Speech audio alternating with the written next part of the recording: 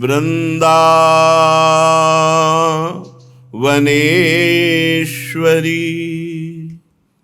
तवैव पदारविन्दम् प्रेमामृतैकमकरन्द रसौघपूर्णम्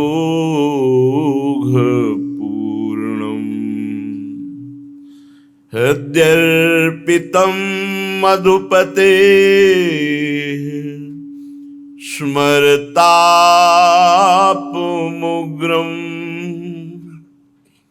निर्वापय परमशीतलमाश्रयामि परमशीतलमाश्रयामि।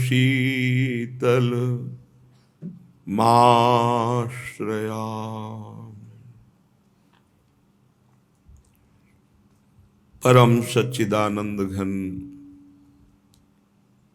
प्रेमानंद स्वरूप नवनिभृत निकुंज महामहिम परम पावन श्री वृंदावन धाम, श्री वृंदावन धाम के लाडिले प्राणाराध्य प्राण प्रिय युगल सरकार श्री प्रिया प्रीतम जो,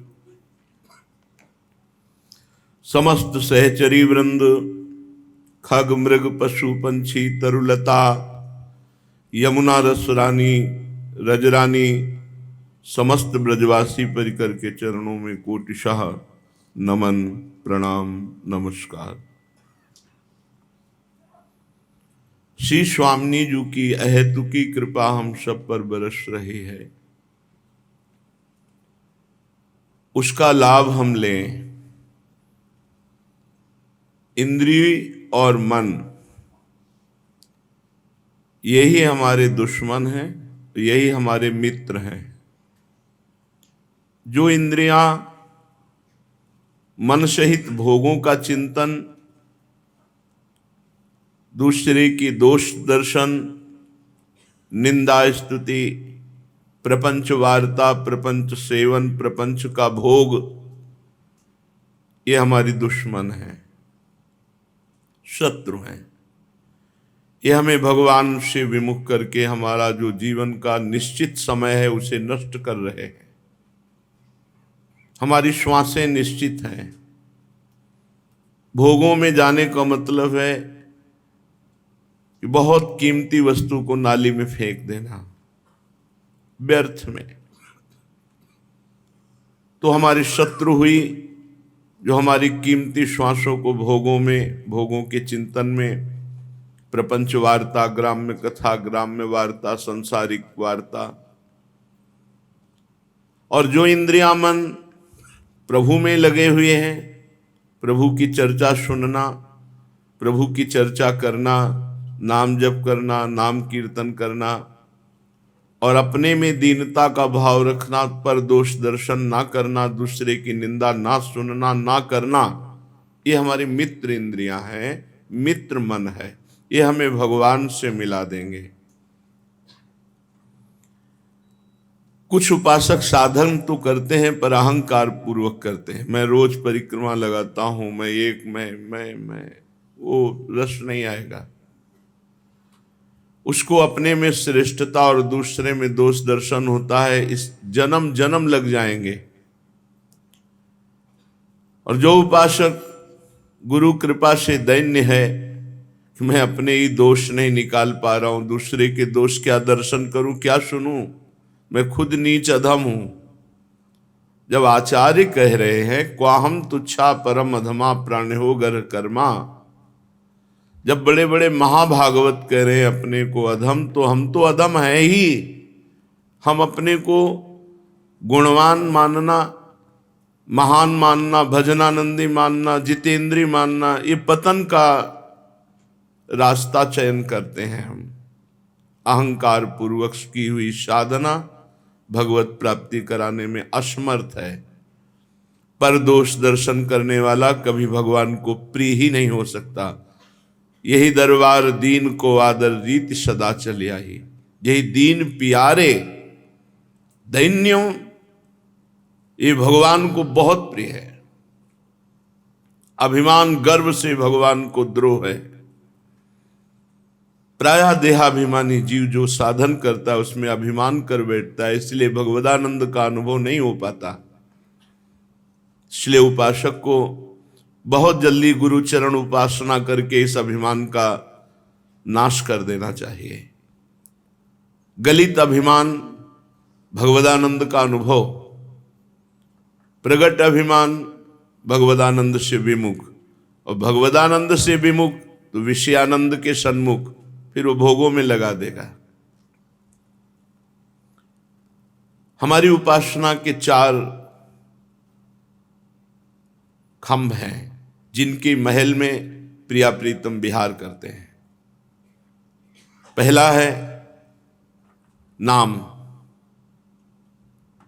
हमारे जीवन में नाम की प्रधानता हो जाए।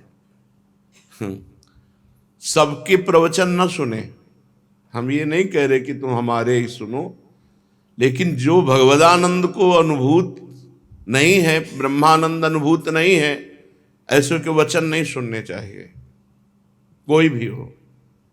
कल एक क्लिप दिखाई मोबाइल में, ऐसे वो बोल रहे हैं, हम इसलिए इस विषय पर बोल रहे हैं कि यही हमारा जीवन है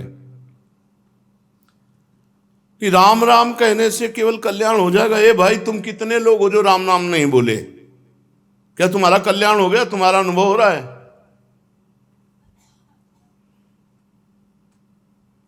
ये धूर्तता के भरे हुए वचन हैं। नाम अपराध में एक अपराध ये भी है, नाम की अवहेलना करना। खेती आज बोई जाती है तो ये भाई गेहूं डाल आए हो, तुम कितने मन काट के लाए हो? अभी है इसका उत्तर तुम्हारे पास? आज अभी खेती जोत करके उसमें 1 मन गेहूं डाले आए और जाओ सवेरे 40 मन काट के लाओ? नहीं, 6 महीना इंतजार करो और उसका सेवन करो, उसकी रखवाली करो, तब जाके 1 मन के 40 मन काट के लाओगे।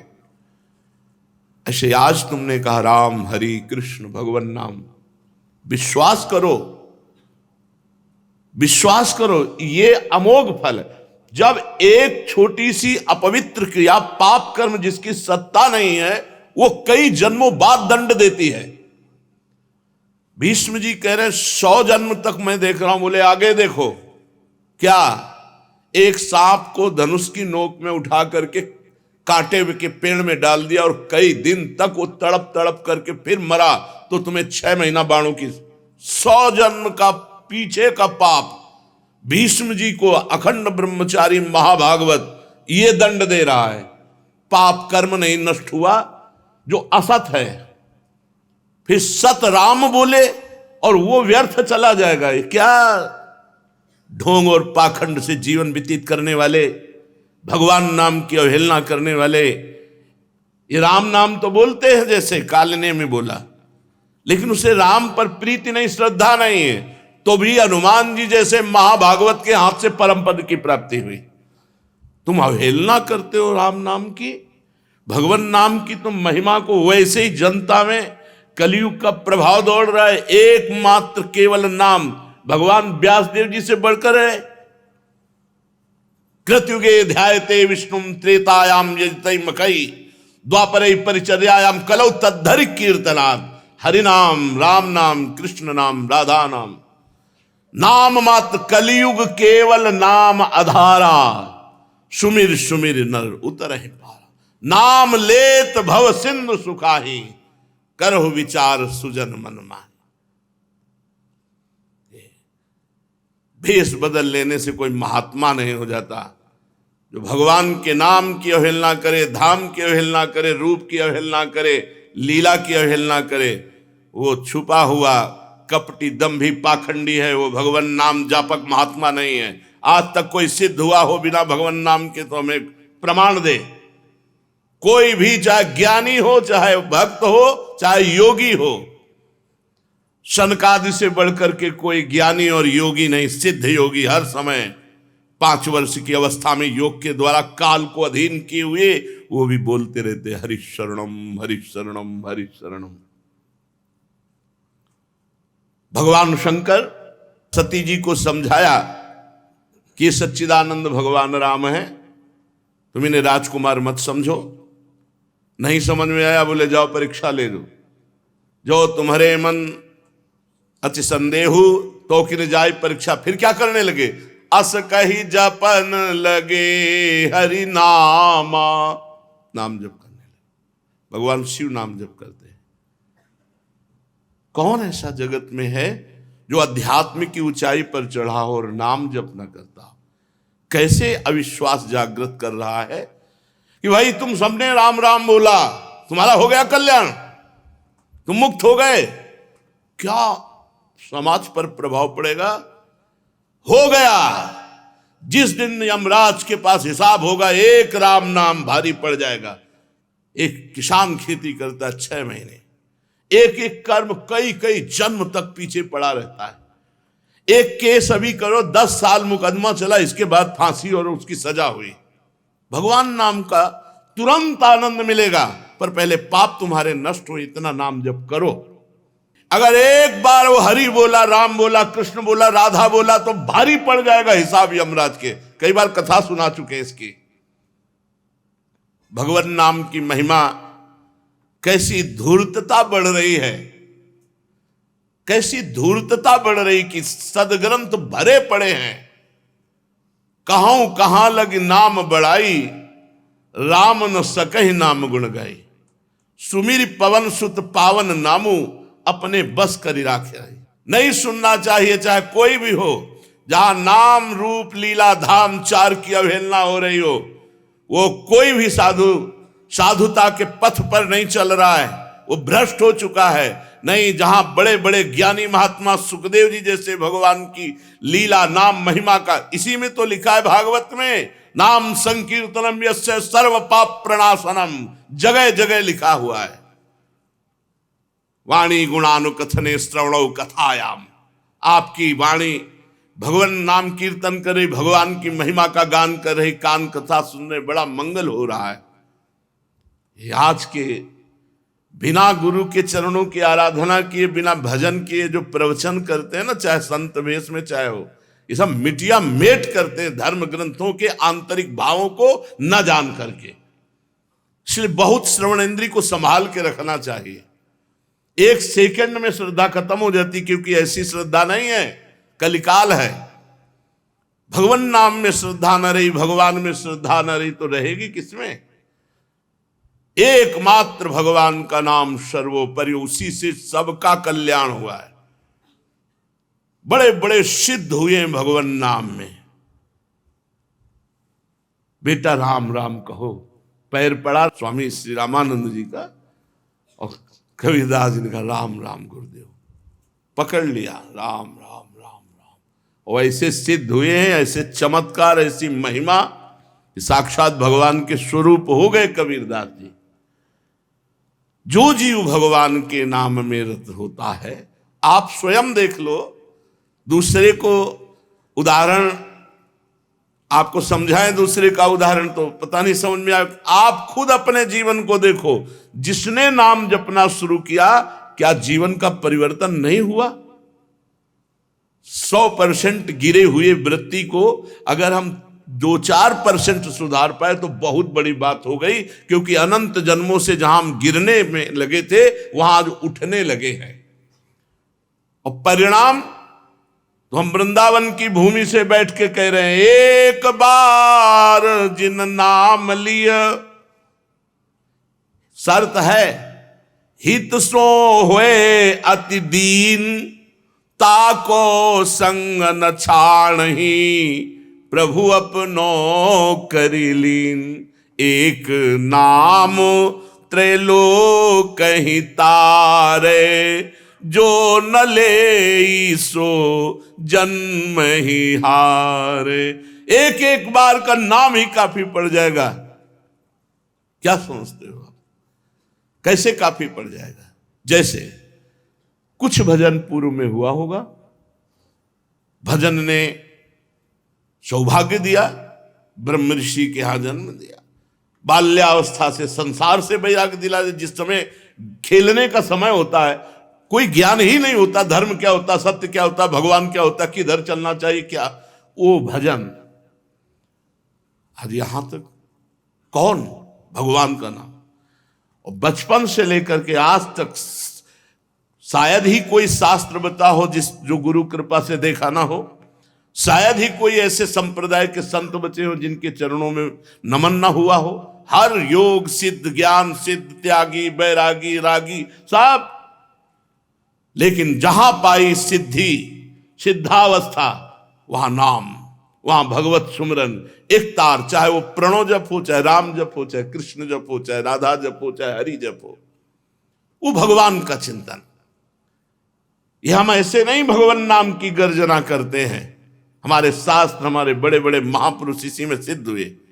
नाम की निंदा करने वाले तुम कौन हो, चल देना चाहिए। रोम रोम में भगवान का नाम जाग। महाराष्ट्र के संतों के चरित्र पढ़ो, चरण रख देते थे तो वो भूमि बोलती थी विट्ठल विट्ठल विट्ठल, मानोगे? कंडा थाप दिया तो कंडा कान में लगा तो बोलता विट्ठल विट्ठल विट्ठल। शरीर छूट गया तो हड्डियां ढूंढी गई, कौन सी है, तो बोले उनकी हड्डी कान में लगा के देख लो, नाम चल रहा होगा। शरीर छूटने के बाद चोखा मेला जी की हड्डी से निकल रहा था विट्ठल विट्ठल विट्ठल। क्या जानोगे संसार के राग में, भोगों में फंसे हुए, क्या जानोगे भगवान नाम की महिमा। भगवान के महान नाम में इतनी सामर्थ्य है जो भगवान की सामर्थ्य से भी ज्यादा है। भगवान अवतार लेकर के गिने चुने लोगों का उद्धार करते हैं, और नाम तो असंख्यों का उद्धार कर चुका है और करता रहेगा। नाम से बढ़ करके कुछ नहीं त्रिभुवन में। हमारे प्रियालाल नाम जप करते हैं, वो कोई साधक है क्या? प्रियालाल नाम जप करते हैं। लालजू हरि रसना राधा राधा रट, जपत हरि विवश तव नाम प्रतिपद विमल, मनसि तव ध्यान ते निमिष नहीं तरिबो। हर समय हरि क्या जपते? राधा राधा राधा, और ध्यान का करते? राधा रूप का। और लाडली जू श्यामेति श्यामेति, श्याम श्यामेति, और इधर श्यामेति सुंदर वरेति, हे श्याम सुंदर, हे सुंदर वर। भगवान का नाम श्री लाडली जी। श्यामेति सुंदर वरेति, मनोहरेति, कंदर्प कोटि ललितेति, सुनागरेति, सोत्कंठ मन्नि गृणति, मुहुरा कुलाक्षी, साराधिका मई कदा भवित प्रसन्ना। श्री लाडली जो अश्रु प्रवाह करते हुए श्याम श्याम ऐसे जपते, और लालजू राधा राधा राधा, और सियाजू राम राम। देखो ना अशोक वाटिका में, नाम पाहरू दिवस निशि, ध्यान तुम्हार कपाट। हर समय राम जी का ध्यान कर रहे और जप रहे राम राम राम। और राम जी हनुमान जी से खबर भेज रहे, तत्व प्रेम कर मम अरु तोरा, जानत प्रिया एक मनु मोरा, सो मन सदा रहत तोहि पाही, जान प्रीति रस इतने ही माही। मेरे मन की स्थिति क्या है? आपके प्रेम में इतना डूबा हुआ है कि मेरे पास मेरा मन नहीं रह गया, वो आपके पास है। मेरे प्रेम की बात तो केवल मेरा मन जानता है, हे सियाजू वो मन आपके पास है, बस इतना संकेत में समझ लो। और स्थिति क्या है? हे खग हे मृग मधुकर श्रेणी, तुम देखी सीता मृग नैनी। सीता जी का ध्यान, सीता जी का नाम पर, और राम राम राम राम राम जी का ध्यान, इधर राधा राधा राधा राधा जी का ध्यान, उधर श्याम श्याम श्याम श्याम जी का। जब इष्ट जप रहे हैं परस्पर नाम, तो साधक उनका दास पता नहीं कौन सा ज्ञान हो गया है। इसलिए हमारी प्रार्थना है सत्संग भी बहुत संभल कर सुनना चाहिए, नहीं तो सुनने का प्रभाव पड़ता है। आप 100 दिन श्रद्धा बनाए, एक कहाँ गए थे सत्संग सुने, अरे सब रुपये का मामला है, सब पैसा कमाने का खेल है, खत्म खेल, गई श्रद्धा। एक क्षण में। इसीलिए जाके संग कुमति मति उपजय, करत भजन में भंग, तजोरे मन हरि विमुखन को संग। वृत्ति को भगवदाकार करना केवल नाम में सामर्थ्य है। हम बहुत बड़े बड़े सिद्धों से मिलकर बात किए, बड़े बड़े महापुरुषों के चरणों में बैठकर, ज्ञानी महापुरुषों के चरणों में बैठकर, हाँ ये है, कोई प्रणव जप रहा है, कोई भगवान, ये भगवान के विविध नाम हैं। श्रवणेंद्री को बहुत संभाल के रखना चाहिए। भगवान नाम की निंदा कर रहा है, अब वो क्या जीवन में प्राप्त करेगा, क्या जीवन में, जिस नाम के बल से, कौन से, एक बहुत ही गरीब परिवार है, केवल राम जी, पत्नी आप है, पर संत सेवा में बड़ी, जिसको ठाकुर जी से प्रीति होगी उससे संतों से प्रीति होगी, और जिसे संतों से प्रीति है वो ठाकुर जी से जरूर प्यार करेगा। अब उनके यहां जब कोई संत आते तो मेहनत मजदूरी करके वो जीते थे, वो किसी सेठ बनिया से कुछ उधार ले लेते, संतों को पवा देते, फिर मेहनत मजदूरी करते, पैसा देते। एक दिन बहुत बड़ी मंडली आ गई जिसमें सैकड़ों की संख्या में संत थे, नाच पड़े, पर सैकड़ों संतों को कैसे पवावे गरीब आदमी। तो किलो 2 किलो तो कोई उधार दे देता था, लेकिन जहां एक मन की बात आई तो एक था जो बड़ा स्वार्थी प्रवृत्ति का था। उसने कहा हमारा कुआं खोद दो, हम जितने संत आए सबके भोजन व्यवस्था कर देंगे। पक्का, हम पति पत्नी मिलकर कुआं खोदेंगे, आप हमारे संतों को विमुख न जाने दिए। घी आटा डाल दिया, बना करके संतों को पवाया। संत रात भर रुके, खूब नाम कीर्तन कथा भगवत चर्चा हुई और वो चले गए। प्रातः काल से शुरू किया। उनकी जानते हो मजदूरी कैसे होती थी? तसला उठाया तो राम, फावड़ा चला रहे तो राम। पत्नी ऐसे तसला उठा उठा करके बाहर फेंकती, फिर जैसे जैसे गहरा होता गया रस्सी बाल्टी से रजनी खींचना, और राम राम राम ऐसे करके फावड़ा चलाते। अब वहां बहुत गहरे में पानी है, कहीं कहीं बहुत गहरे, कहीं 15 हाथ में आ जाएगा, कहीं 20 हाथ में आ जाएगा, कहीं 30 हाथ में आ जाएगा, अलग अलग जगह का पानी का होता है। तो जब 20 हाथ नीचे गए तो वहां बालू वाली मिट्टी मिली। तो ऐसी जगह लकड़ी और तख्तों का प्रयोग करके उसे रोकने की व्यवस्था करके फिर नीचे जाए। अब वो गरीब आदमी और वो स्वार्थी आदमी, उसने कोई ऐसी व्यवस्था नहीं की। वो और नीचे जब गए तो बहुत संभाल करके उन्होंने काटा, लेकिन 30 हाथ के नीचे जब गए तो फट गया पूरा का पूरा। केवल राम जी के ऊपर कुआं नीचे से जहां बालू का था 50 मन मिट्टी ऊपर से सब गिर गई। अब लोग, अब उस समय जेसीबी का जमाना तो नहीं था, अब बहुत लोग परेशान हुए। उस सेठ ने कहा उनकी पत्नी से, हम तुमको धनराशि दे देंगे, शांत रहो, खाओ पियो, मरना था तो मर ही गए। अब वो राम राम नाम की महिमा लिखित बात है, कोई अब दृष्टांत नहीं दे रहे।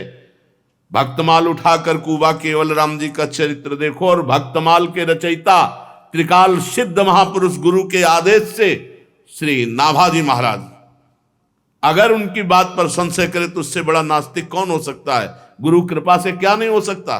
कहो कृपा से कहा ना होई। उनके गुरु ने आशीर्वाद दिया, जिस महापुरुष का चिंतन करोगे आके चरित्र बता जाएगा। अब ऊपर से माटी और पूर दी गई, समाधि लग गई। वो स्वार्थी आदमी कुछ चंद रुपए, चंद भोजन सामग्री दे दी। पत्नी दुखी तो हुई, पर चलो क्या, भगवान की लीला मानकर 1 महीना व्यतीत हो गया। वहां से राजा की सवारी निकली, वहां थोड़े वृक्ष थे, कुछ क्षण रुके तो उनको आवाज सुनाई दी, राम राम। तो उनका यार तो आवाज है, कोई दुख में है, आवाज को ढूंढो। सैनिक तुरंत खोज के तो आवाज भूमि से। बोले महाराज आवाज तो इधर भूमि से आ रही, कान लगा के सुना राम राम। लोगों से पूछा यहाँ, बोले हाँ अभी 1 महीने पहले की बात है, यहाँ कुआं खोद रहे थे केवल राम जी और वो फट गई नजर, तुरंत सैनिक लगाए खोदो। अब वो तो राज आज्ञा, तो हर व्यवस्था से तुरंत लगे। थोड़ा समय लगा, खोदते हुए जब पहुंचे तो जैसे गुफा बन जाए, एक गुफा बन गई थी, उसमें आराम से बैठे थे। थोड़ा भार पीठ में लगा तो कुआं थोड़ा सा ऐसे निकल आया था, और सामने शीतल जल झारी और सुंदर भोजन, चिदानंद भोजन, न लोग शंका लगेगी न सोच। राम राम। पूरे स्वस्थ 1 महीने बाद जब निकाले गए तो राजा चरणों में गिरा, कैसे तुम बच गए? पूरा सब आश्चर्य।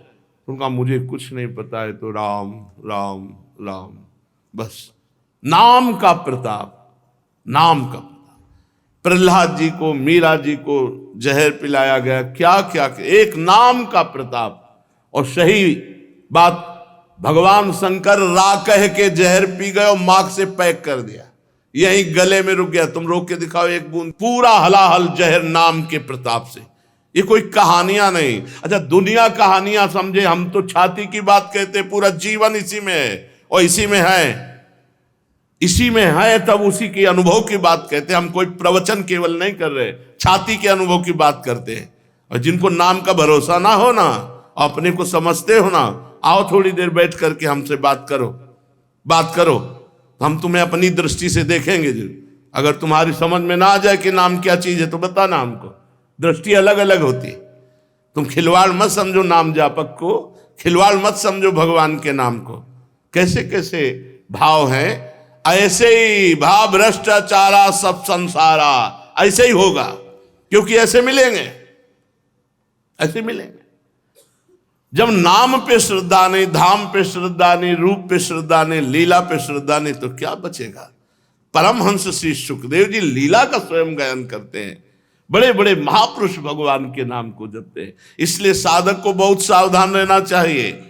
माया ऐसे जनों को भेजेगी जिनके शब्द सुनने से हमारी श्रद्धा, हमारी भक्ति में कमी आए, इसलिए ऐसे लोगों का संग नहीं करना चाहिए।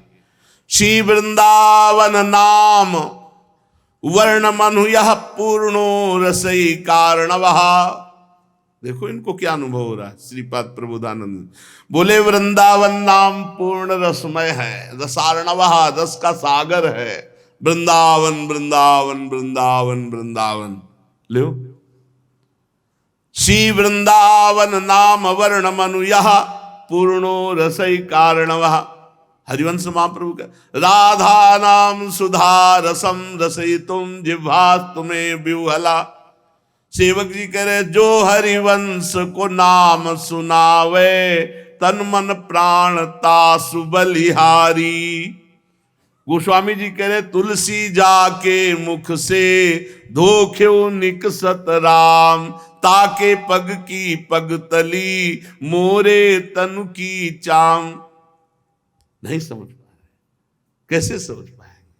भगवान की प्रचंड माया धूल धूसरित कर देती बुद्धि को। श्री वृंदावन नाम वर्ण मनु यह पूर्णो रसई कारणवः। कर्णा स्वादयते परम च रसना तम राधिका कृष्णयोः।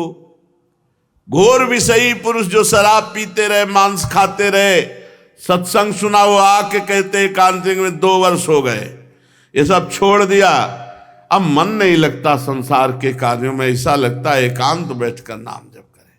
भाई जी महाराज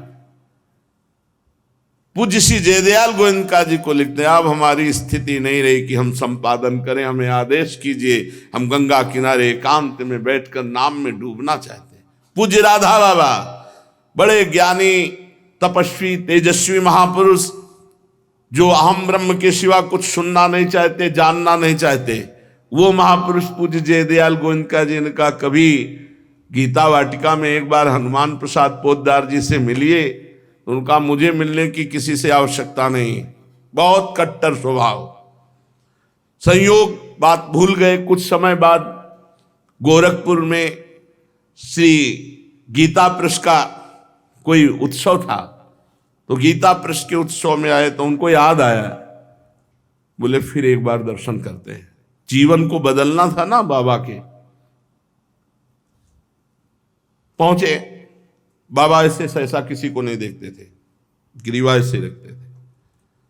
तो सीढ़ियों पे बैठ गए भाई जी और श्रद्धा। ऐसा नहीं था, कहा था जयदयाल जी ने, देखें कौन है क्या है।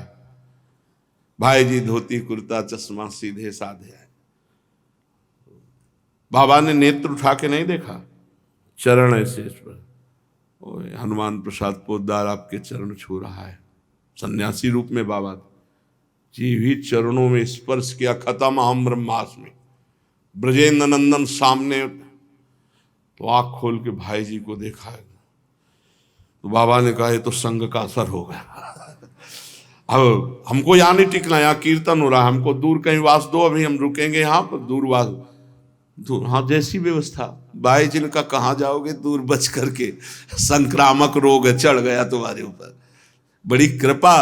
कितने ऐसे दाता देखे गए है जो दे करके गर्व करते हो, ये पैर छू के दे दिए, पैर छू के। दाता तो पैर छुआ के देता, और ये दाता पैर छू के दिए। सच्ची ये नाम का। भाई जी इतनी ऊंची स्थिति के महापुरुष, लेकिन प्रारंभ कहां से साधना हुई खूब अच्छे से, जो उनके जीवन चरित्र को पढ़े। जब नजर कैद थे वही नाम शुरू किया, नाम से। पूज्य राधा बाबा को लगा कि यहां का वायुमंडल भक्ति परक है, नाम कीर्तन चल रहा है। अब उनके अंदर चलने लगा वही नाम।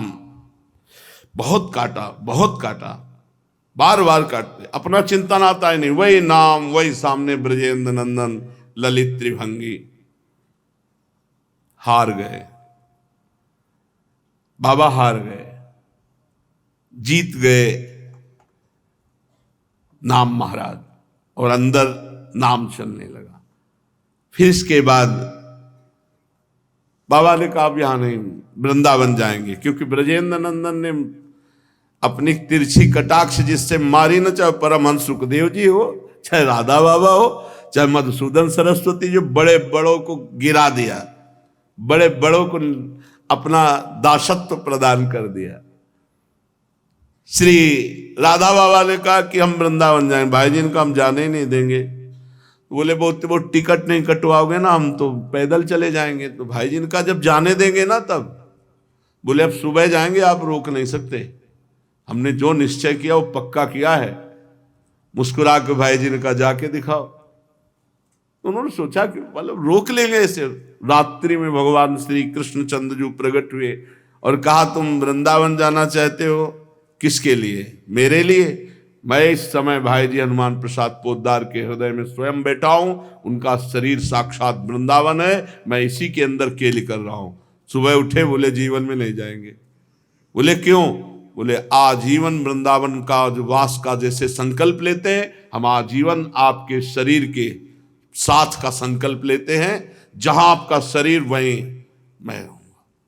बस फिर जुगल नाम चलाया, राधा कृष्ण राधा कृष्ण राधा कृष्ण।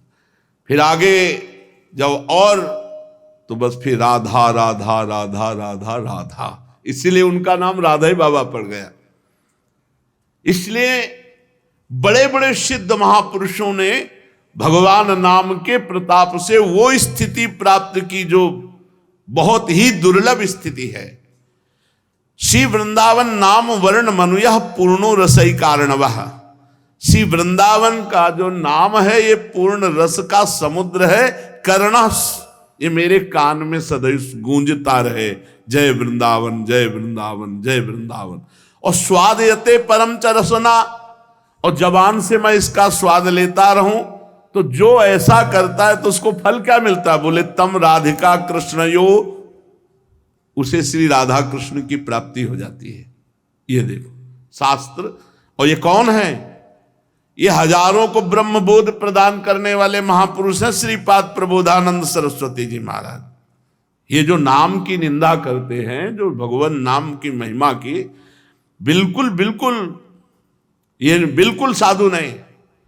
कोई आज तक ऐसा किसी भी महापुरुष का जो नाम की महिमा पे बोले, हमें तो सबसे ज्यादा लगा कि सुनने वालों के दुर्भाग्य है, इनकी निष्ठा खत्म हो जाएगी और ये कहां फिर उद्धार इनका कहां होगा, कहां होगा उद्धार?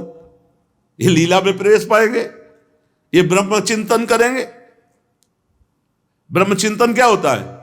कोई चिंतन ना होना, जैसे गाढ़ निद्रा, सुषुप्ति, कोई चिंतन नहीं, ऐसे वो ब्रह्मबोध संपन्न महापुरुष होता है। न सचिंतन ना सचिंतन, क्योंकि चिंतन का विषय अंतःकरण है, स्वरूप नहीं। वो अंतःकरण को रद्द कर देता है। चिंतन रहित का कोई वृत्ति ही नहीं उदय होती, शांत।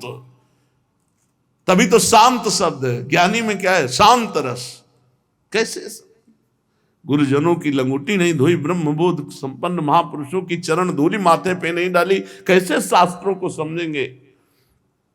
नित्याकरणन वर्णन रथ तदंगारहात्मनाम तत्पदाम भोजो प्रेम भृताम जानत इहि प्रेक्षे पिन्नात्यो रसः। जो वृंदावन की महिमा सुनता है, वृंदावन नाम रटता है, वृंदावन नाम सुनता है, उसे श्री राधा कृष्ण की प्राप्ति होती है। और खास बात, जो वृंदावन वास करने वाले हैं, उनके चरणों की यदि सेवा नहीं बनी, उनका संग नहीं हुआ, तो वृंदावन के नाम में, वृंदावन धाम में रति नहीं हो सकती। वृंदावन वास करने वाले किसी वृंदावन वासी की चरण परिचर्या बने, उससे अपनापन हो और वो कृपा करे, तो वृंदावन धाम और वृंदावन नाम में प्रीति हो जाए। और जिसको भी हुई होगी आज तक, वो ऐसे ही हुई होगी, किसी वृंदावन वासी की कृपा हुई होगी, तभी वो वृंदावन की प्रति अपना भाव, अपनापन और या नाम के प्रति प्रीति, बिना भगवत प्रेमी महात्मा के, वो तो मत की रति गति भूति भलाई, जब जही जतन जहां जय पाई, सो जानो सत्संग प्रभाव, लो कहूं वेदना अनुपाओ। चलते हैं श्रीमद् भागवत महापुराण। भगवान सच्चिदानंद जी की बड़ी मंगलमयी लीला। जब देखा कि गोकुल में बड़े बड़े उत्पात हो रहे हैं, तो ब्रजवासियों की संगोष्ठी हुई। बड़े बूढ़े ब्रजवासी समनंद बाबा को बीच में बैठाल करके सलाह की। छठवें दिन पूतना का आना, शकट का गिर करके फिर भी लालजू को बच जाना, तृणावर्त का भगवान को आकाश में उड़ा ले जाना, फिर भी बच जाना, कई ऐसे विघ्न उपस्थित हुए। तो उनको लगा कि हमको स्थान परिवर्तन करना चाहिए। तो उपनंद जी ने कहा कि बिल्कुल ठीक बात है, लाला के लिए सब कुछ सहा जा सकता है, अपने लाला की रक्षा के लिए हमको गोकुल छोड़ देना चाहिए, क्योंकि हमें लगता है असुरों को पता चल गया है, तो स्थान परिवर्तन कर देना चाहिए। तो उपनंद जी से पूछा कहां चला जाए? तो उनका वनम वृंदावनम नाम पशव्यम नवकाननम गोप गोपी गवाम सेव्यम पुण्यादि तृणवीरुधम। वृंदावन चला जाए। वृंदावन नाम का एक वन है, उसमें छोटी छोटी बड़ी बड़ी बहुत कुंज निकुंजे, बहुत से वन हैं, खूब हरा भरा वन है, बड़ा पवित्र पर्वत, घास, हरी भरी लता वनस्पतियां, ये सब हमारे पशुओं के लिए बहुत हितकारी रहेगी। गोप गोपी और गायों के लिए सुविधा का ही नहीं, परम पवित्र सेवन करने योग्य है। यदि आप सबको हमारी बात जचती हो तो आज ही हम चल देते हैं वृंदावन के लिए, देर ना की जाए। अब तो सब ब्रजवासी कितना प्रेम करते हैं, किसी को भी अपने मकान महल से प्रीति नहीं। पूरा गोकुल दिव्य उत्सव मनते रहे हैं। नंद बाबा का दिव्य भवन, सब ब्रजवासियों के दिव्य, सब छोड़ दिया, लाला के निमित्त सब छोड़ दिया।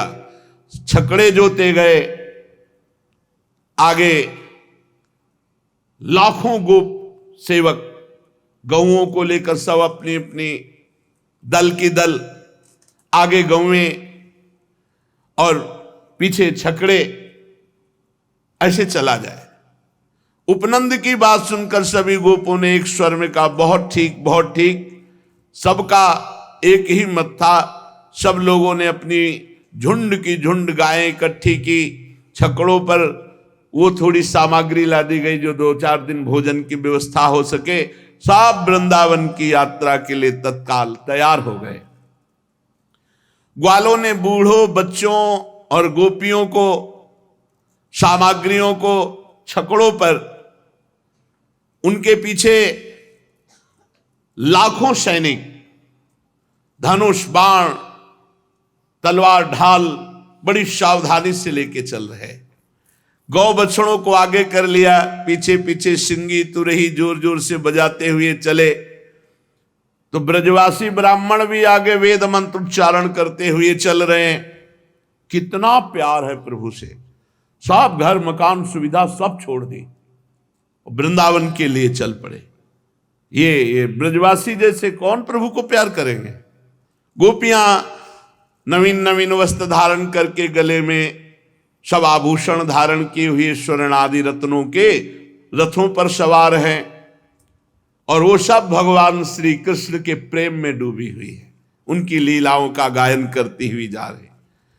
यशोदा रानी, रोहिणी जी भी वैसे ही सज धज कर अपने प्यारे पुत्र श्री कृष्ण और बलराम को एक छकड़े पर विराजमान करके, दोनों बालकों की बातें सुन सुन करके अघाती नहीं और सुनना चाहती हैं। भगवान श्री कृष्णचंद्र जो पूछते हैं, माता क्वानु खलु गच्छन्तः स्मः, मैया ये हम लोग कहां जा रहे हैं। मैया उत्तर देती, पुत्रो वृंदावन नामानि वन धामानि। मेरे लाला, वृंदावन नामक एक वन है, उस वन भूमि में जा रहे हैं। श्री कृष्णचंद्र जी आश्चर्यचकित होते हुए बोले, कदा सदन मायास्यामः, तो हम घर कब लौटेंगे। पुत्र के इस प्रश्न पर यशोदा मैया कहती हैं, वत्सास मदनुसंगत एव संगच्छमानम तदास्ते। वत्स, अब हम लोग घर नहीं लौटेंगे, अब हम वृंदावन में ही वास करेंगे। श्री कृष्णचंद्र जी का उल्लास बढ़ जाता है। वे कुछ देर बलराम जी के साथ, जैसे सकटा चल रहा है सकट, तो वृक्ष, ग्रह आदि जो रास्ते में मिलते हो घूमते से नजर आते हैं। फिर जननी के कंठ में लग करके प्रश्न करते हैं, भवतु तद वृंदावनम कुत्र। अच्छा मैया ये बता, वृंदावन कहां है। तो इसका उत्तर यशोदा मैया इशारा करती कि रोहिणी जी से तुम ही दे दो। तो कहते, पुत्र यमुना याह पारे, यमुना जी के पल्ली पार, मेरे लाला उस पार वृंदावन है। फिर तो श्री कृष्णचंद्र जी रोहिणी जी से ही पूछते हैं, लघु माता का तत्र सात संपदस्ति यदेतावता प्रयासेन प्रयास्याम। मैया ठीक है, वृंदावन में ऐसी कौन सी सुख संपत्ति है जो हम लोग अपना घर छोड़ करके वहां जा रहे हैं। रोहिणी मैया बोली, पुत्रो क्रीड़ा स्थानानि क्रीडनकानि च बहूनि सन्ति। मेरे लाला बहुत सुंदर सुंदर स्थान खेलने के लिए हैं, बहुत सी क्रीड़ा सामग्री वहां है। ये उत्तर सुनकर तो श्री कृष्णचंद्र आनंद से नाच उठे। हमको तो वृंदावन जाना है। कदाचित सकट पर न होते तो अभी वो दौड़ करके निकलते। जब रथ सघन वन के पथ से जाने लगता है, उस समय जननी एवं पुत्र का मनोहर संवाद सुनने योग्य है। जानकर अनजान बने हुए भगवान श्री कृष्णचंद्र जी अबोध शिशु की भांति प्रश्न पर प्रश्न करते जा रहे, और मैया भी हंस हंस कर उत्तर दे रही। कोशौ वृक्षा समन्ताद निश्चल दलहा पिप्पला कोंड कोटिम सूते सोदुम्बराख्या का ही घन जटा व्याप्त मूर्तिर्वटः सा। श्री कृष्ण ने पूछा, ये कौन सा वृक्ष है मैया? मैया कहती पीपलहा, ये पीपल का वृक्ष है। श्री कृष्ण, ये कोटि अंडों को प्रसव करके अंगों में लपटाए हुए कौन सा वृक्ष है? जननी ने कहा कि सोदुम्बराख्या, ये गूलर वृक्ष है। गूलर में फल लगे रहते ना, गूलर फल है। श्री कृष्ण ने कहा, ये जो बड़ी बड़ी जटाएं रखे हुए वृक्ष है, ये कौन सा वृक्ष है? घन जटा व्याप्त मूर्तिर, तो बोले वटः सा, ये वट वृक्ष है। अच्छा मैया, इस प्रकार वन में जाते समय की विचित्र प्रश्नावली, जननी पुत्र का ये मनोहर संवाद गोप गोप सुंदरियां सुनती हैं और अब मानो अमृत में डूब जाती हैं। आश्चर्य है कि अपने अपने रथ पर प्रत्येक गोप सुंदरी को श्री कृष्ण का रथ अपने ही नजदीक लग रहा है। लाखों रथ, लाखों छकड़ों में सब बैठे, पर सब ऐसे ही जैसे निकुंज में श्री प्रियालाल विराजमान हैं, असंख्यों सहचरियां हैं, तो हर सहचरी के सामने प्रिया प्रीतम है। ऐसा नहीं कि पीछे वाले को बड़ा उचक करके परेशानी हो रही हो कि अब हमारा तो नंबर ही नहीं लग रहा दर्शन में। सब सखियों को सेवा और सब सखियां सीधे प्रिया प्रीतम को देखती, कोई बीच में आड़ नहीं होती। ऐसे ही एक छकड़े पर कृष्ण बलराम है, लेकिन वो छकड़ा सबके समीप चल रहा, सब बातें सुन रही प्रभु की, सब आनंद मगन हो रही है। आगे बढ़े तो चित्रा कोयम मयूर कहा मृदु कुहु गायक, बोले कोकिलाख्या को वक्तुम वष्टिवाणी नरवदपि शुक पुष्पाप कश्य भृंग। मैया, ये रंग बिरंगा पक्षी कौन है? लाला, ये मयूर है। अच्छा मैया, तो ये कुहू कुहू कर बहुत मधुर गाने वाला कौन है? बोले ये कोयल है, ये कोकिल नाम का पक्षी है। ये ठीक मनुष्यों की भांति वाणी में बोलने में कौन समर्थ है? तो बोले शुक शारिका है। ये पुष्पों का पराग पीने वाला कौन है? इसे भ्रमर कहते हैं। ऐसे कृष्ण बलराम बातें करते हुए जो देखते हैं मैया से प्रश्न करते हैं। सब आ गए श्री यमुना जी के पावन तट पर। मैया नीलमणि श्री लालजू को कलेवा कराती है, पर इतने सरल कहां है कि शांत बैठकर कलेवा कर ले। कभी कलेवा करते भाग पड़ते हैं किसी वृक्ष की तरफ, किसी पशु पक्षी की तरफ, मैया फिर पकड़ के लाती है। बहुव्यंजन बहुभांति रसोई, सट रस के परकार, शूर श्याम हलधर दो भैया, और सखा सब ग्वार। भाग क्यों पड़ते? सब सखाओं को बुला लिया, फिर एक साथ बैठकर भगवान भोग आरोग रहे हैं। सकट ऐसे मंडलाकार खड़े किए गए हैं और बीच में सब बड़े सुंदर सुंदर शिविर कपड़े के ऐसे, जिनमें सब शयन कर सके। सकट समूह क्रमशः कालिंदी यमुना जी के तट पर ऐसे लगाए गए हैं मानो कोई पहाड़ हो, श्रेणीबद्ध यमुना के तट पर। क्योंकि सब नवीन नवीन भी गोप बालक हैं, कोई जंगली पशु ना आ जाए, और हजारों सैनिक लाखों की संख्या में धनुष बाण तलवार ढाल लिए हुए सकट के पहले वो खड़े हुए हैं। यमुना तट घटमान में खलाल, लाल शाह शिव इति करुणया, कुलिश करेणाकृत पक्षिच्छिदा, कनक गिरि कैलास गौरी गुरु प्रभति महामहीधर राज, निकर्णाम पंक्ति भूय चलंती, कुमार श्रेणी रिव सकटानि पथ जनैर वृद्यस्यन्तः। ऐसा लग रहा है कैलाश पर्वत विराजमान हो गया। इतने सुंदर सुंदर शिविर लगे हुए हैं, सकट हैं, आसपास सब सैनिक है, और बड़े बलवान गोप बड़ी सावधानी से वीरासन में बैठ करके सबकी रक्षा करें।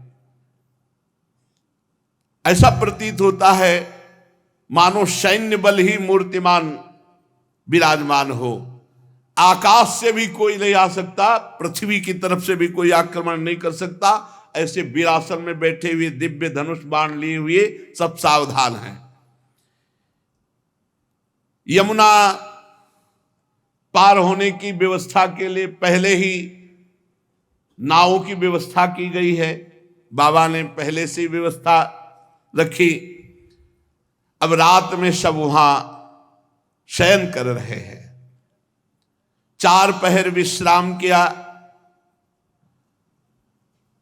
चारों ओर वस्त्रों के जो गृह तंबू हैं, अग्नि चंदोए हैं, सब सुंदर सुंदर दुग्ध फेन की तरह गद्दे तकिया, सब राजसी व्यवस्था,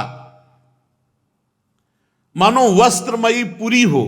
बाबा के सब ब्रजवासी और गायें जो छकड़े के अंतर्गत शिविर हैं उनमें तो सब जन हैं। और एक और सैनिकों की व्यवस्था की गई जो रथों के द्वारा घेरे गए, उनमें गौ लाखों करोड़ों गौएं। यत्रादौ प्रथमागतः कतिपय तस्थौ गवाम संहति तत्रैव क्रमतः समेत सनकर वृद्धिम प्रयांतिम ततः। अब यहां गौ दोहन उतने जितने से प्रयोग हो जाए, क्या सब बछड़े पिए, क्योंकि दही जमाना मंथन करना ये तो सब रास्ते में थोड़ी हो सकता है। मत गयन साण, वो तो अपनी पैरों से, और फिर रम्हाना, बलि, सब ये साण आदि बछड़े आदि ये बड़े बलवान हैं। वृद्ध गोप बड़ी सावधानी से उतना ही दूध निकाला जो पूरी समाज को। ब्रजेंद्र उपनंद अभिनंद सनंद नंदन ये विशिष्ट हैं, पूरी मुखिया हैं ब्रजमंडल के। ये सब निरीक्षण करने में लगे हो, किसी को कोई परेशानी तो नहीं है, किसी को कोई आवश्यकता हो। ऐसे अब यमुना जी में सहस्त्रों नामें इकट्ठा कर ली गई। आदेश हुआ नंद बाबा का, तो पहले से व्यवस्था थी। श्री यशोदा मैया ने प्रातःकालीन श्री बलराम जी को, श्री कृष्णचंद्र जी को और सब छोटे छोटे जो भगवान के सखा हैं सबको बाल भोग मिष्टान आदि पवाया और गोद में ले लेकर के सब नाव में बैठ जाते हैं। ब्रजेश्वरी श्री रोहिणी जी श्री कृष्णचंद्र जी को एवं यशोदा मैया बलराम जी को गोद में लेकर के सुंदर नाव से यमुना जी के दर्शन करते हुए पार होते हैं। पार होते ही भगवान श्री कृष्णचंद्र जी तो खेलने लगते हैं। फिर मैया रुकती, नहीं ये यात्रा है, कहीं इधर उधर ना चले जाना, यहां जंगली पशु हैं। गोद में उठा लेती है। गोप रमणिया नाव में बैठकर मंगलमय गान करते हुए पार होती हैं। फिर समस्त वृद्ध वृद्ध के जो गोपजन हैं उनको, जवान जवान गोपजन सब गौओं को, यमुना जी ऐसे ही गौएं तैरना जानती है, चाहे छोटा बछड़ा भी वो भी तैरना जानता है। सब गौएं पार की गई। अब धीरे धीरे श्री वृंदावन की तरफ आ रहे हैं।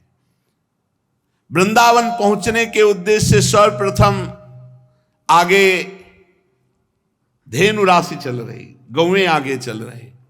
देखो गौओं की सेवा हमारे भगवान स्वयं किए हैं। आज गौ सेवा के प्रति उत्साह अगर नहीं रखोगे, केवल दूध की भावना रखोगे, तो फिर हमारी गौओं की दुर्दशा होती, बहुत दुर्दशा होती है। गायों को जो दूध नहीं देती है ऐसे छोड़ देते हैं, बछड़े बैल छोड़ देते हैं। रात्रि में ऐसे लोग जो इनका अहित करते हैं वो लोग घूमते रहते हैं, गाड़ी में चढ़ाया और बद स्थान में ले जाते हैं। जो ऐसे तो प्लास्टिक खाती हैं गौएं, इधर उधर पड़ी वस्तुएं पाती हैं और फिर उनके उदर में वो सब विकार, फिर वो मर जाती हैं। हमें लगता है गांव में हमने देखा कि पहली रोटी गाय के लिए बनती थी, हर घर में बनती थी।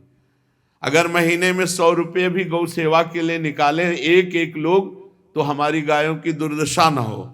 जहाँ गौशाला हो वहाँ पहुँचा दें, या ऐसे गौशाला बनाएं जिसमें 4 लोग सेवा कर सके गौओं की। तो अब लोग वो गाय ज़्यादा रखते हैं कि 50-60 रुपया लीटर जा रहा, 20 लीटर हुआ तो इतना हो गया।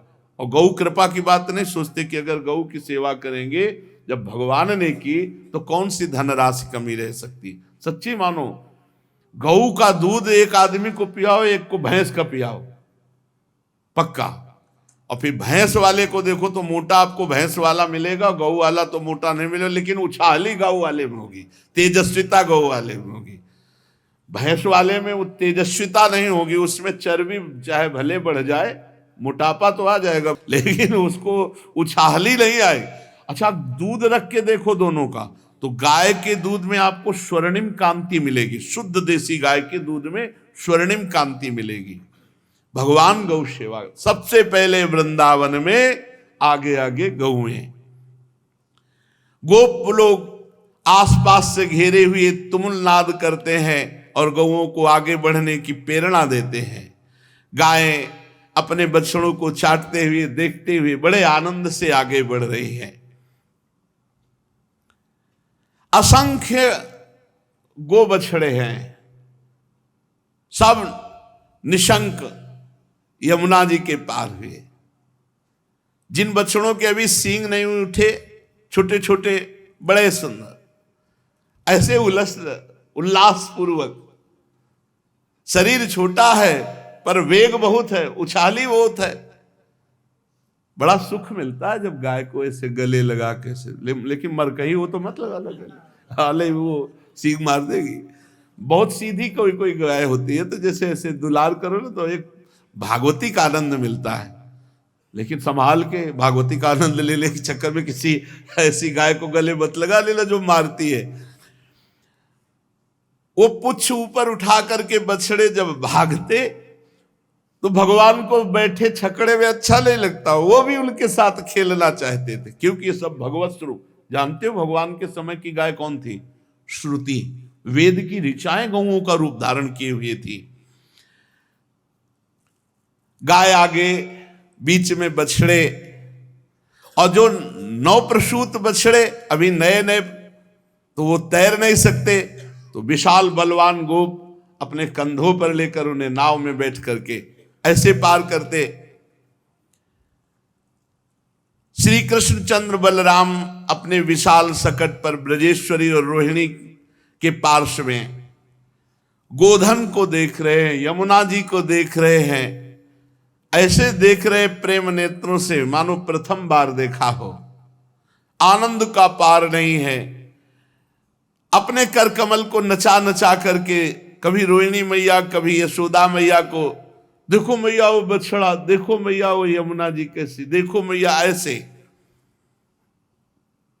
कभी एकदम मैया से छुड़ा करके भाग पड़ते हैं, माताएं उनके पीछे सजग हैं, भाग करके उनको पकड़ लेती हैं। धीरे धीरे वृषभों का दल सब कालिंदी के उस पार, सकट श्रेणी चल पड़ी। ब्रज सुंदरियां श्री कृष्ण यश गायन करते हुए जा रही हैं। राम श्याम तो मैया जरा सा असावधान होती, रथ से कूद पड़ते हैं, अपने सखाओं की तरफ भागते। कभी गैया के मैया सावधानी रखकर फिर भागती है, उनको पकड़ के लाती है। सुबल श्री दामाद सखा उच्च स्वर से जब आवाज करते हैं, भगवान भी आवाज करते हैं, एक दूसरे को बड़ा आनंद मंगल करते हुए श्रीधाम वृंदावन की तरफ आ रहे हैं।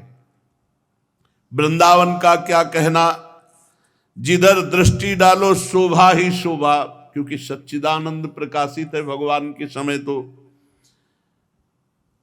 अभी मात्र 26-27 वर्ष पहले की बात कहते हैं रोड तो केवल वही विद्यापीठ वाला और ये इस्कॉन वाला, इधर तो पूरी परिक्रमा सब रज की और एक भी मकान नहीं, जहां आप बैठे हो एक जंगल ही जंगल। यहां तो घोर जंगल, बिल्कुल। आगे पुष्प माली जन लगाते, चाहे पीपल है, ये सब पुष्प, यहां से लेकर के और सीधे केसी घाट तक एक भी मकान नहीं, बस एक दो ट्यूबवेल थे, जैसे नवल का ऐसे एक दो ट्यूब, बस जंगल। कालीदह के सामने आप जो कॉलोनी देख, अरे इतने सुंदर तमाल के पेड़, इतने सुंदर सुंदर पेड़, यहां वृक्षावली ही छाई हुई थी, वृक्षावली जो सामने वेद, ये इतने तमाल के सुंदर वृक्ष थे कि जिनके नीचे घुसकर बैठ करके आप भीषण दोपहर में भी आराम से सो सकते हैं, इतनी शीतलता। ऐसे बिल्कुल कुंज बने हुए, घुस के बैठ जाओ और मंत्र जप करो। ये तो बात 26 वर्ष की है। 500 वर्ष पहले जब आचार्य चरण आए थे, तब यहां बस 2-4 बड़े बड़े महापुरुष जो विराजमान थे, नहीं अन्य नहीं, यहां शांत। उधर राजपुर गांव में कुछ थोड़े से घर, क्योंकि माधुकरी वृंदावन से मांगने मथुरा जाते थे, इसका मतलब सुविधा यहां ऐसी नहीं थी। और जब महाप्रभु पधारे हैं तो सिंह आदि भी थे। फिर भगवान के समय द्वापर में, उस समय तो साक्षात चिदानंद भूमि अवतरण हुई थी। इतने सुंदर सुंदर वृक्ष देखे, इतने सुंदर सुंदर वृक्ष, कुंज की मतलब देख के भजन करने का मन हो। रातों रात पूरे सब कटवा कटवा के, बिल्डिंगें कटवा कटवा के। श्री कृष्णचंद्र बलराम छकड़े में बैठे हुए कभी बाईं ओर देखते, कभी दाईं ओर देखते, कहीं मयूर कुहक रहे हैं, कहीं शुक पिकादि, कहीं मृग, बड़ी सुंदर शोभा। भगवान बहुत आनंदित हो रहे हैं। श्री कृष्ण बलराम श्रीमद् भागवत, वृंदावनम संप्रविश्य सर्वकाल सुखावहम, ये नहीं कहा कि सर्वकाल, इस समय भी जो आप पक्का देख लो, वृंदावन के बाहर प्रारब्ध भोग अपना जो असर दिखाएगा, वो वृंदावन के भीतर नहीं दिखा सकता। कले कलेश न व्यापे इठा, ये ठौर विश्व ते न्यारी, नागरी दासी जन्म जितायो बलिहारी बलिहारी। और जो वृंदावन में भजन होगा वो त्रिभुवन में कहीं नहीं हो सकता। यहां फिरे स्वार्थ आपने, भजन गए फिरे बाह। तुम प्रपंच सोचना चाहते हो, वृंदावन पकड़े हुए तुम्हें। पहला भजन तो यहां तुम हो, और दूसरा भजन तुम्हारे चित्त को भजन में लगने के लिए प्रेरित करता ही रहेगा, चाहे जितना अपराध करो। ये इतना कृपालु है। और देश के बसती घटत भजन की बात, और वृंदावन में स्वार्थो उलट भजन हो, कैसे महिमा वर्णन करे वृंदावन की। वृंदावनम संप्रविश्य सर्वकाल सुखावहम, तत्र चक्रुर व्रजवासम सकटई रर्ध चंद्रवत। वृंदावन बड़ा सुंदर वन है, ये सर्वकाल सुख प्रदान करने वाला है, सुख ही प्रदान करने वाला है। वृंदावन में प्रवेश का मतलब है सुख समुद्र में प्रवेश। अब निज धर्म आपनो कहत, तहां नित्य वृंदावन रहत, बहत प्रेम सागर जहां। हमें बड़ी सिद्ध बात कहते हैं आपको, पकड़ लो तो पकड़ लो। आना जाना बंद करो तो आना जाना बंद हो जाएगा, कर लो। बहादुर हो तो आना जाना बंद कर दो, आना जाना बंद हो जाएगा। समझ लो जो समझ पाओ। बहादुर हो तो आना जाना बंद कर दो। तन मन के बन से ये खत्म खत्म, पक्का खत्म। तुम्हारे भजन से नहीं, वृंदावन वास से, वृंदावन धाम की कृपा से। अब सब कोई थोड़ी आना जाना बंद करना चाहता है, और जो आना जाना बंद कर दे तो बंद हो गए। अब क्या समझते हो? मुक्त पुरुष है जो वृंदावन वास करता है, परिणाम में आएगा, बहुत बढ़िया परिणाम आएगा। अब चिंता न करो, ये मन में ना सोचो कि हम कहीं ऐसी जगह एकांत जा करके हो, फिर अपने चित्त को, इतने बड़े योगी नहीं हो। ये यहाँ का प्रभाव है। रोज कथा सुन रहे हो, रोज सत्संग सुन रहे हो, सेवा कर रहे हो, तो वैराग्य भड़क रहा है। माया आपको प्रेरित कर रही है कि चलो एकांत। और एकांत जहां गए फिर वो कहाँ कहाँ ले जाएगी, फिर आप देख लीजिएगा अपने आप। ये धाम है वृंदावनम गोवर्धनम यमुना पुलिनानि च वीक्ष्यासि दुत्तमा प्रीति राम माधवयोर। ये भगवान में प्रीति वर्धन कर दिया।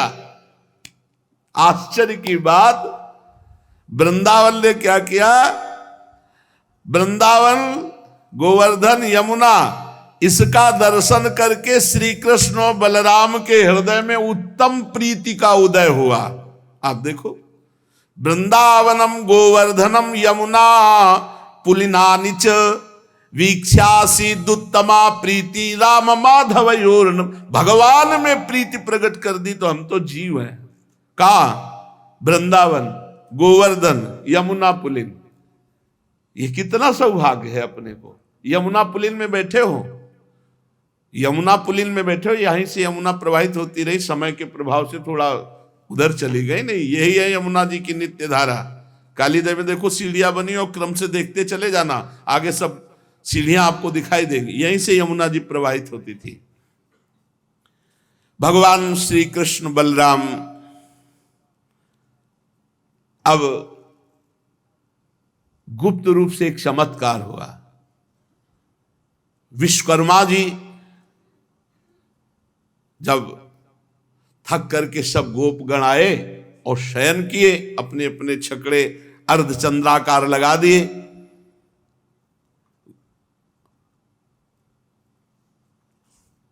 तत्र चक्रुर व्रजवासम सकटे अर्धचंद्रवत। अर्धचंद्रवत सकटे निर्माण करके सब बीच में, वैसे जैसे यमुना के पल्ली पार।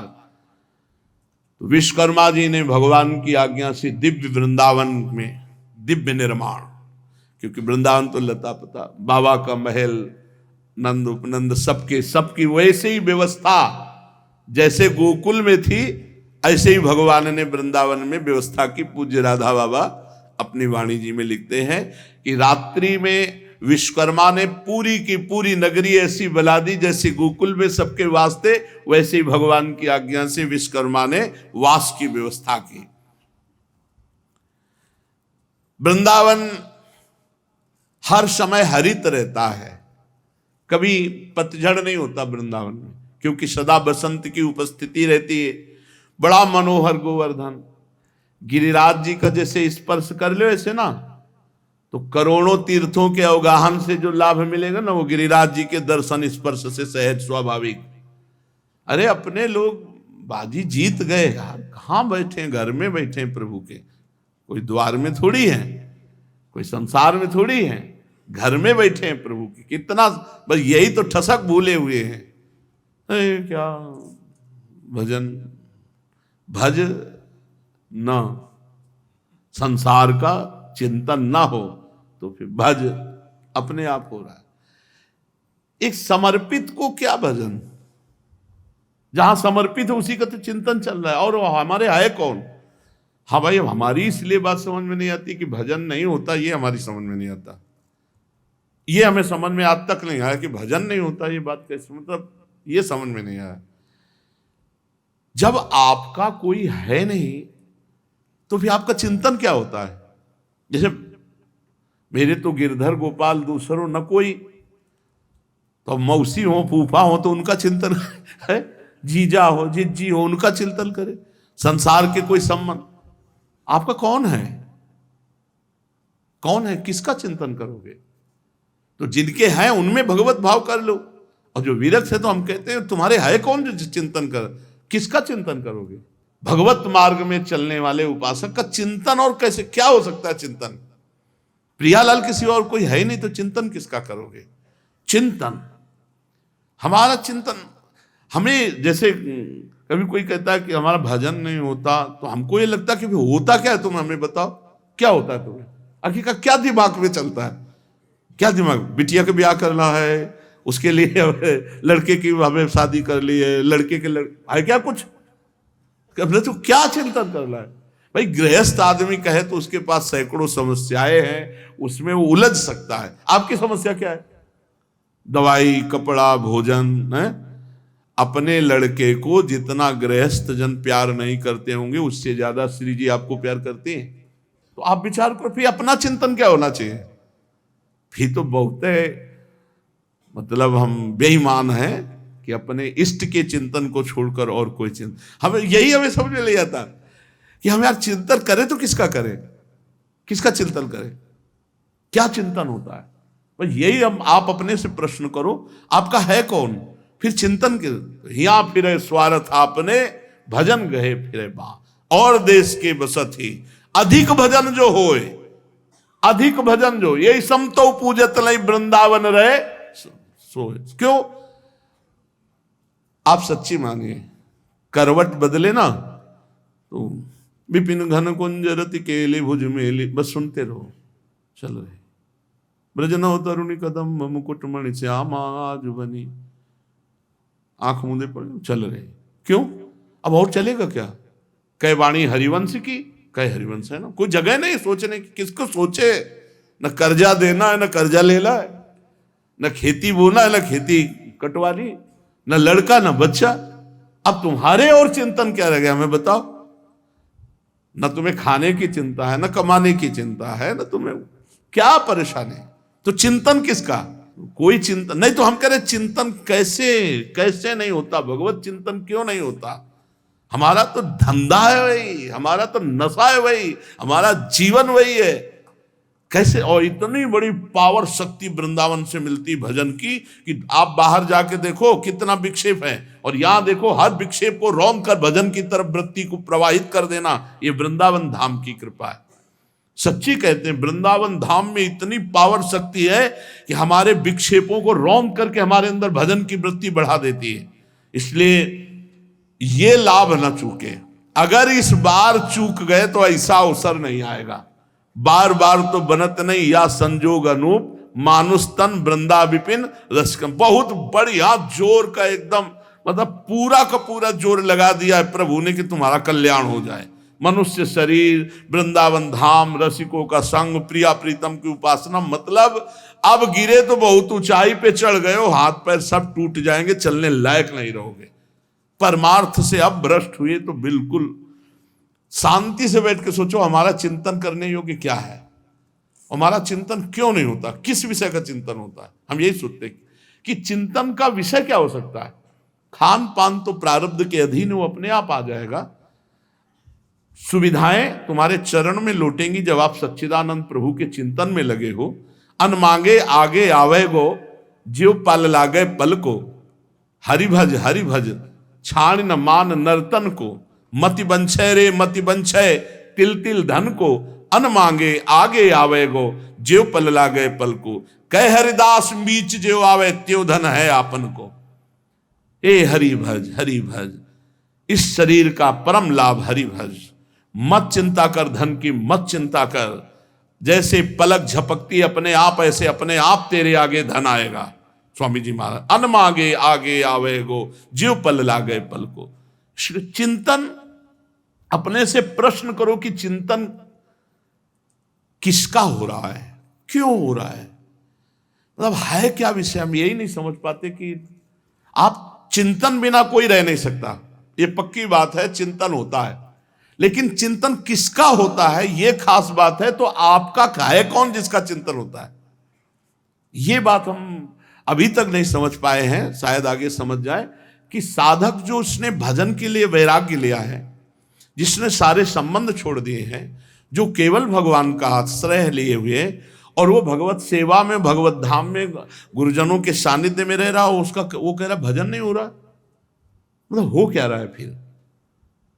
मतलब कभी हमको कोई सोचकर बताना कि क्या होता है, क्योंकि अभी तक हम इस प्रश्न का उत्तर नहीं जान पाए कि होता क्या है उसके हृदय में। तो वृंदावन ये भजन की भूमि है जो दिव्य भजन का प्रभाव प्रकट करती है। अपने लोग आए हैं इसीलिए, रात दिन कमाई करो भजन की और उसको दे दो संसार को। भजन अपने लिए नहीं किया जाता, ये भी बात समझ लो। भजन अपने लिए साधु नहीं करता, के लिए करता है।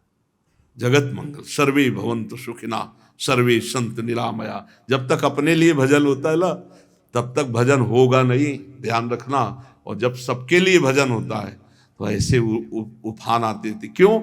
अब देखे, बहुत सूक्ष्म विषय है, हम अपना भजन इनको क्यों दे दे, तो इनके देने का भी तो फल मिलेगा लौट के। समझ रहे हो? जैसे हमने अपना भजन सर्व मंगल के लिए जगत को दे दिया, तो अब इसका फल तो है ना, इसका फल जानते हो क्या है? प्रभु सीधे हमें मिलेंगे। हम हर भजन का फल इनको देते हैं, इस जगत रूप को देते हैं। सतरति सतरति सा लोकान तारयति, आदेश है। मम भक्ति युक्तो भुवनम पुनात, सारा का सारा भजन इनके लिए, जगत मंगल के लिए। जब जगत मंगल के लिए दिया तो वो लौट करके जब आया ना, तो सीधे प्रभु को आएगी हिम्मत? बिल्कुल नहीं आएगी हिम्मत, जलन पैदा हो जाएगी। यार दिन भर भजन किया, हम क्यों किसी को अपना भजन का फल दें? हाँ, यही भजन नहीं होने देता, यही भजन। सो अनन्य गति जाके स्मति न टरे हनुमंत, मैं सेवक और सचराचर रूप स्वामी, या रहस्य रघुनाथ कर बेग ले जाने कोई, और जो जाने रघुपति कृपा तो सपने मोह न हो। वृंदावन भजन की भूमि, अद्भुत आनंद की भूमि, सर्व दुख नाश की भूमि। वृंदावनम संप्रविश्य सर्व काल सुखावहम। वृंदावन में प्रवेश किया कृष्ण बलराम, पूरा ब्रज परिकर पहले से व्यवस्था कर रखी थी विश्वकर्मा जी ने। वृंदावनम गोवर्धनम यमुना पुलिना निज, कहाँ वास कर रहे? एक निम्बुआ घाट है, तुम जानते होगे, गंगा के किनारे। तो काफी समय तक वहां वास किया, बड़ा एकांत तो गंगा जी के किनारे। तो वहां सौभाग्य मिला गर्ग संहिता के स्वाध्याय का। गर्ग संहिता का जब स्वाध्याय हुआ तो गिरिराज जी महाराज जी की महिमा, बहुत विरक्ति स्थान है, मतलब कहीं फल फूल मिठाई इन सब के कहीं कोई गुंजाइश नहीं। गंगा किनारे बहुत कष्ट में जीवन, मुश्किल से अगर पेट भर जाए तो बहुत बड़ी बात। त्रिकाल गंगा स्नान, एकांत सेवन, किसी का आना जाना, किसी का नहीं आना जाना। वही जो बारी लगाते हैं वही भले राधे श्याम बोल के पूछ ले, बाबा तरबूज ले गए क्या, नहीं तो और कोई पूछने आता। अब वही तन्मयता एकदम। तो आकांक्षा हुई थी कभी गिरिराज जी के दर्शन, कभी गिरिराज जी के एक बार दर्शन जिंदगी में हो जाए, ऐसी भगवान कृपा करें। देखो बास दे दिया, अभी चाहो अभी गिरिराज जी के चलो, अभी दर्शन।